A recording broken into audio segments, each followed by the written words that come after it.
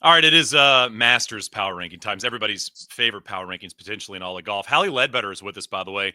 Hally, who I mean, if you have a phone, you know who Hally Leadbetter is. But Hally, you just launched a new business. Can you just tell us like a 20-second pitch on it? I did. Shane, I'm in my entrepreneurial era right now.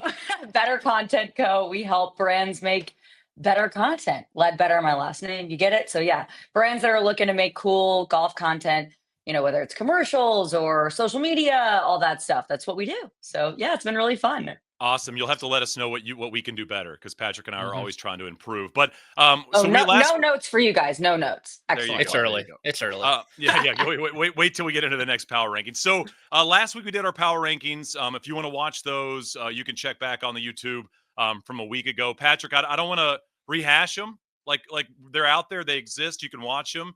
But these are 5-1 power rankings for Augusta National. We're a couple of weeks away. We'll let our guests kick it off, Hally, with your number 5. So you can throw out number 5 for us, and we'll critique it for sure. Okay. My number 5 is Mr. Sepp Straka. Yeah. Okay. He's a Georgia guy. He's got a win at the Amex already this year, second in the FedEx Cup standings right now. Last year, he finished tied 16th. He has never missed a cut at Augusta. Oh, and right now he is ranked 4th in strokes gained approach, which is a very important stat when it comes to Augusta National Golf Club. So I'm going Mr. Straka off the bat.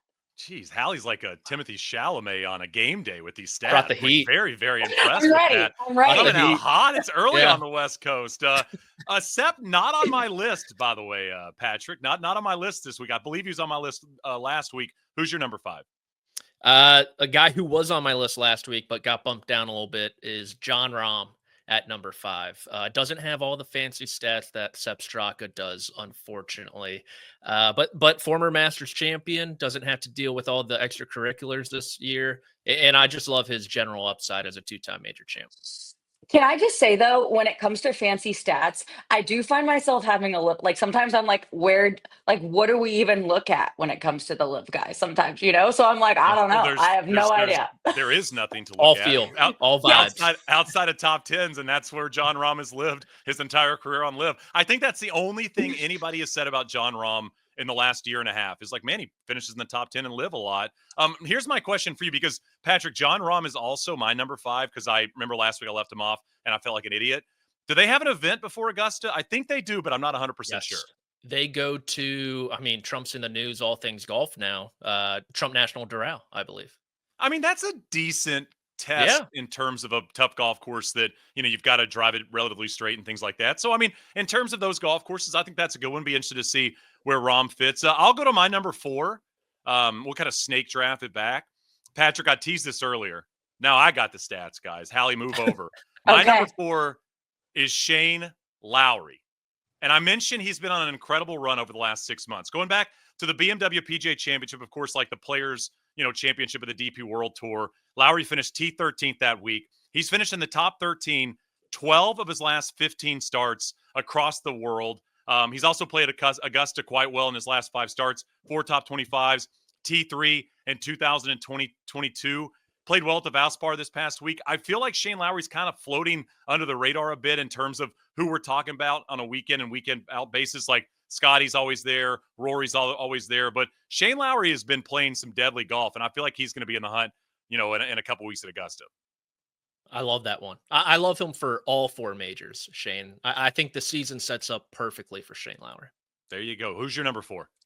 A guy who was not on the list last week, had to bump out Hideki, unfortunately, but he showed me enough. It's the most recent major champion. It's the guy who has 2 currently. Wow. In his house. It's Xander Schauffele. Wow. He showed me enough. The iron play looked good enough. I'm giving him the benefit of the doubt. I know the early returns post rib injury were not good, but you just gotta give him his flowers for what he has done on the major stage recently. And so it's Xander for me.